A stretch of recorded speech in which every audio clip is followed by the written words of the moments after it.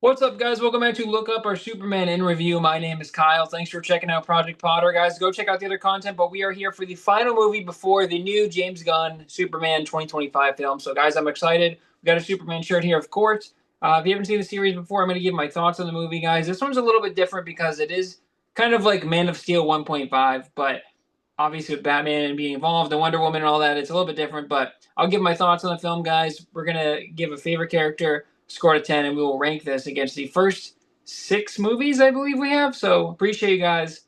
Let's fly. This is like Man of Steel 1.5, and this movie is frustrating because there's so much potential and there's so much to like in here, but it's trying to jam so many things into one film that it kind of ruins all of them. And it asks a lot of really interesting questions. So I had no idea that this was like picking up directly where Man of Steel ended. I didn't know this was so intrinsically tied to Man of Steel. Again, I've only seen this one time, and it's been almost a decade now because I saw it in theaters, I think in 2016. I'm recording this in 2025. But having just watched Man of Steel and loved it, and then this picking up, and like we're seeing the destruction and the chaos on the side of Ben Affleck's Batman, the cool world-ending machine or whatever, and we see Superman flying through, and just like how scary and how insane that is to like get the real life like on the ground camera footage. It's very like reminded me of 9/11 a lot with the footage, and I think that's kind of what they're going for: the smoke and him running and buildings falling, people being scared and stuff. Especially with how fast they're going. Like there's one guy in the building, and then like Superman just like whips through, and you're like, dude, that's so terrifying. Like imagine just being there, and then all of a sudden he's going flying past you, like you have no idea. But they get Jack, I think his name is. He's like a guy who works for Bruce, and he's calling him, and he's like, God help us all, or there's an attack or whatever. He knows he's gonna die. And there's interesting stuff because they're like, is Superman a friend or a foe? And that question on the table itself is really interesting. Although Superman hasn't really done anything, I feel like Superman could have just gotten up and done a press conference and been like, "Hey, I understand that unfortunately there were casualties. I am doing my best to protect the people of this world, and I will be better." Like, I feel like this is just a press conference that could have happened. But Batman is like doing this weird thing where he's like, "Oh well, if there's even a 1% chance that he could turn, then we got to stop him, and we gotta have the bullet." And I'm like, okay, I can see that reasoning, but even Alfred is like, he's not our enemy, dude. Like Superman has done nothing but save people, and so it's like, yeah, it's like Age of Ultron. Like there's going to be consequences. There's going to be casualties. Unfortunately, when you get these big scale battles, like people are going to die. It's all it's all part of like those big scale battles, those world ending battles. But he's saving the planet. He's saving the universe. And again, it's like that Ultron or that Vision quote where he says like our very strength invites challenge. Like I get it. Maybe Superman is the problem because people are trying to take on Superman. The enemies come to him, but all in all, Superman is sent to protect Earth, and so he is kind of doing his best there. But they're trying to jam a Batman origin movie in here. They're trying to jam Wonder Woman. I mean, how many times did we have to see Gal Gadot just like get ready in her hotel room or walk by something? And it's like, dude, the woman is gorgeous, but my God, she did not need to be involved in this. And they're so obviously setting up we're trying to set up like Justice League. I think that came out after this, or they're trying to build like this universe out, right? When they should have just made this Man of Steel 2, and they should have just focused on that. And it's like we got Lex Luthor, but then he's like, "You got to go fight Batman, or I'm gonna kill you over here." And it's like, oh my God, it just there's too many elements in here, and it's like either make a Ben Affleck Batman, and I thought Ben Affleck was good. I liked him a lot as Bruce Wayne. I think his Batman suit sucks ass, right? I think it's horrible. It just looks bad. It's too big, and I like a bigger Batman, but like there's no color on it. Like give him some sort of yellow or something. It's just like all black, but the bat symbol doesn't look cool. And like I think Christian Bale's suit was all black, but that was sick, and he's not wearing hockey pads. And then Battinson's suit is amazing too, but it's like got the cool bat symbol with the gun. This is just like a very generic black with like a kind of a chunky bat symbol. And Batman just felt very out of place. They're talking about gods and Superman, and it's like, he needs the kryptonite so they can take down Superman, but then we get like these weird Mad Max Fury Road kind of dreams or hallucinations where like Batman's being tricked, and all of a sudden the whole scene looks different and it's all dusty, and it's just weird. Now I watched the Ultimate Edition on HBO Max, guys, It was 3 hours and 3 minutes, and I saw the runtime, and I was like, "Oh my god, dude! It's 1:48 a.m. at the time I'm recording this review.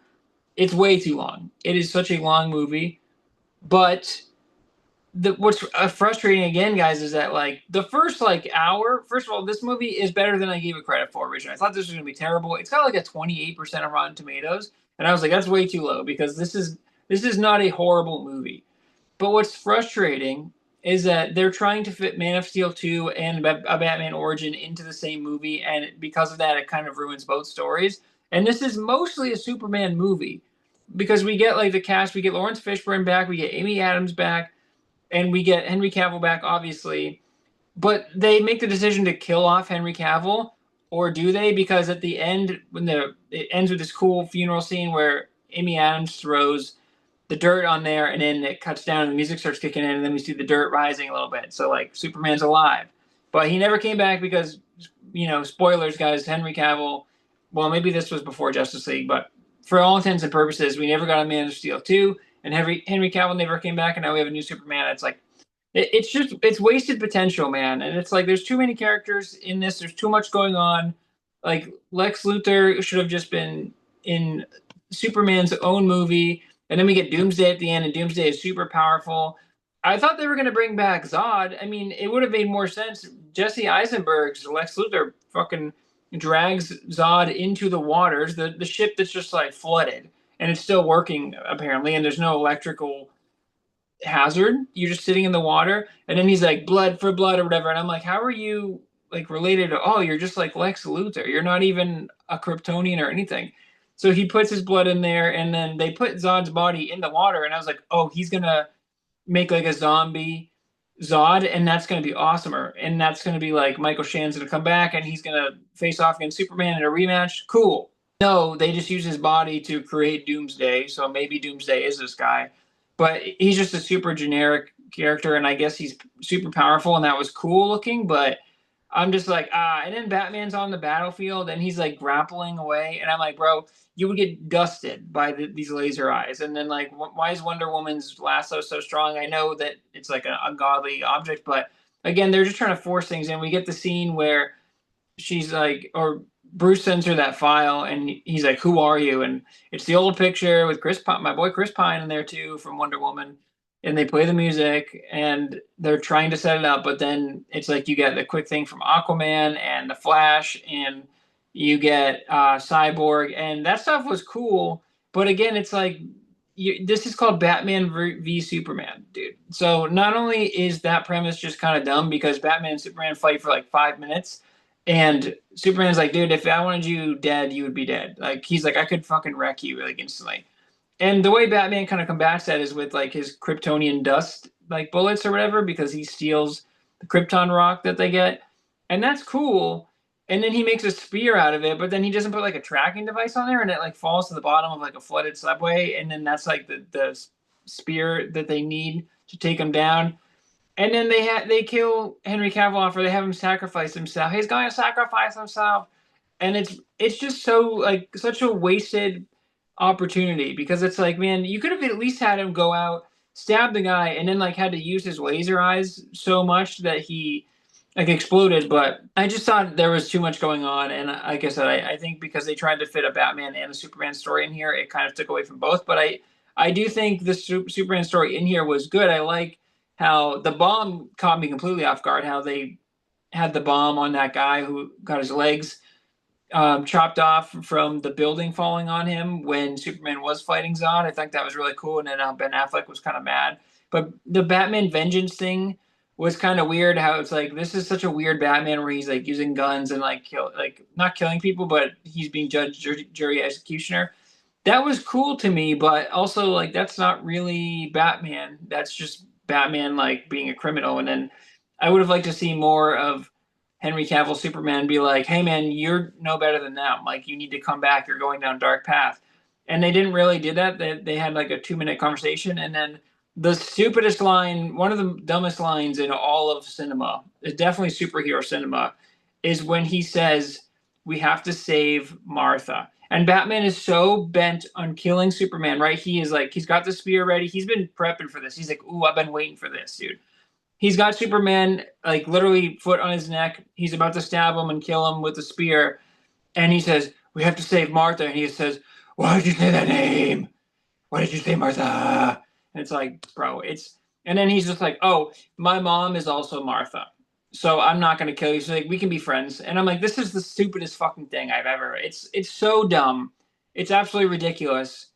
And like then Amy Adams shows up and she's like, "It's his mother," and it's like, oh my god, dude, this is so stupid. So the first like hour I think is actually pretty good, and there's times where I'm like, this is actually like trending towards really good, but then they just ruin it with too much going on and taking away, and it's like this should have just been Man of Steel 2, man, and we should have just had Ben Affleck have his own Batman film where he can properly like take it out. And yeah, the 3 hour and 3 minute runtime kind of acts as a Batman intro, but it's like we get Batman, then we get Superman, then we get Batman, then we get Superman. Like, dude, it's hard to care about one or the other because when we're on Superman, I'm like, okay, but Batman shouldn't be here. And then when we're on Batman, I'm like, okay, but this is really more of a Superman story. So I don't know, man. There's a lot of things and a lot of ideas in this movie, and that's what makes it more frustrating. Is that like they try to do too much, and that's what makes it kind of fall apart. And I think the 28% Rotten Tomatoes is way too low. I don't think it's necessarily a bad movie by any means, but it is a very long movie,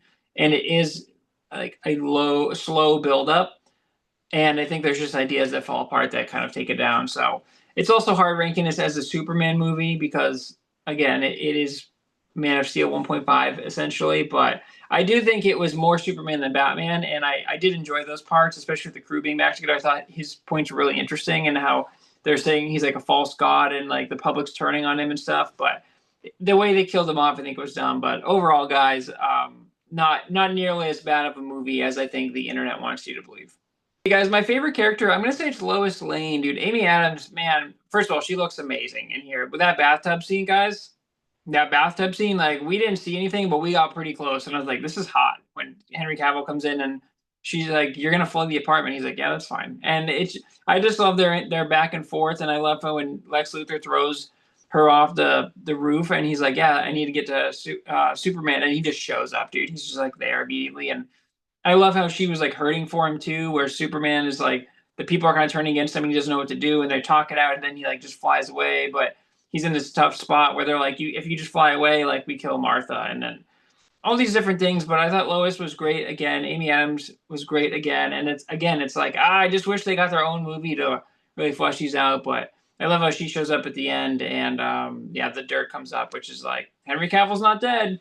And I can't remember if this came before Justice League. I think it did, and then he shows up and they address that. But as someone who watched Man of Steel and then this, which felt like Man of Steel 1.5, we should have got at least one more solo movie with Henry Cavill. But all in all, guys, I've said my piece. Lois Lane, Amy Adams, once again, wonderful, beautiful, sexy, a go-getter. She was great, and I think she was my favorite character for this one. Okay, guys, that brings us to the score. I'm going to give this a 7-1. This is a lot better than I thought it was going to be. It's a lot better than I remember. I remember being like, this movie sucks. This movie's horrible. And again, I'm watching the Ultimate Edition. I watched the Ultimate Edition, and I think that's different from the theatrical release. So maybe there was some stuff in there that made it better. I think having just watched Man of Steel, I love that they picked up the events right after that. I love how we saw the consequences again. That's what I loved in something like Age of Ultron, where this lady's talking to Tony Stark about how like a building dropped on her son, and I love the real life ramifications, and it makes everything feel grounded, and it's great. They just cram way too much in here. Batman, it feels weird to have such a big character like Batman in Superman, and it's like this movie was made to make money, right? Like Batman versus Superman, I remember the hype for it. The actual fight is pretty cool, but it's like 5 minutes, and then just the way that they end it with him saying Martha and him saying, "Why did you say that name?" is so dumb, and like the fact that they both have a mom named Martha is crazy. Like that just happens to be that way, and that's the reason he didn't kill Superman. It's just, I don't know, man. It's crazy. I would have liked to see more of like Batman questioning Superman, like, "Are you good or not?" But I felt like a lot of time, like Superman was just trying to do his best, and the public was turning on him, and I was like, dude, Superman is the good guy. Like, don't get it twisted. So I think an okay movie, but I think obviously there are some ideas that fall apart. Not nearly as bad as people say, but I can, in good faith, put it up any higher than it is, just because there are some good Superman moments in here. There's a lot of great legality questions. I love when he's upset after he doesn't get the bomb because there's lead on there. I don't know why the tea, Granny's tea or whatever on the thing. That was kind of a weird thing, but I didn't know that there was a bomb in there, and it kind of abruptly going off shocked me. So I was like, whoa. And then him standing there on the flames, like that was really good stuff. So again, there's a lot to love about Superman in this film. Just too many things around it that surround it, but I think a 7.1 is a fair score. Okay, guys, for the rankings, this is going to slot in at the new number 4, right after the original Superman the movie. Again, it feels weird to rank this one against the other ones because the other ones are purely Superman movies, and this is like a crossover film, and it was made to make money and to, set up other things, a lot like Age of Ultron in the MCU, except like that they had a plan after that. It's just so much wasted potential here, and I can't believe Ben Affleck never got his own solo Batman movie. I guess this was sort of it, but again, it's too squished in with everything else going on, and Wonder Woman's involvement here, I think, just clearly like was not necessary at all. And like they cut to her so many times where she's just like in a hotel room, she's like on the plane, and she just like leaves, and I'm like, dude, I don't need to see, as much as Gal Gadot is absolutely gorgeous, I don't need to see her every 5 minutes doing nothing or going to like an ATM and looking up at the camera, and then like her in their hotel room and looking at the camera. And it's like, I don't know why she thought that, like she saw Doomsday and was like, I can help with that. It's like, dude, Doomsday is like wrecking everyone. So yeah, this one goes at number 4, guys. I think the movie quality is still pretty high. I mean, it looks beautiful, and it's pretty well made. I think there's just some story choices and some horrible dialogue that keep it from being a much better movie, but it's definitely closer towards the top than is the bottom. And again, I think, although I would never watch it again because it's so long, and once you kind of know it, but I'm glad I watched the Ultimate Edition, the definitive kind of like Ultimate Edition. And I think they did enough Superman stuff in here for it to be like a Man of Steel 1.5. But I really just wish that we got a dedicated Man of Steel 2, and there wasn't as much going on in this movie. But I'll take what I can get, and so that's where it's going at number 4, guys. Hey, guys, well, that is it for Look Up, all the way up until the new Superman movie. So, guys, the next time you see me, I will be reviewing James Gunn's 2025 Superman. I'm excited. My expectations are kind of low. I think I'm hit or miss with James Gunn. That Guardians 3 was horrible, to be honest, guys. I guess we'll see kind of how it goes. I'm excited to see a new Superman movie, and hopefully it does it justice. I hope it's good. But again, nothing's really going to top Man of Steel, but that'll do it for us now, guys. Appreciate you. Go check out the other content for Project Potter. Like, comment, subscribe if you did like the content. Until next time, guys. Why did you say that name?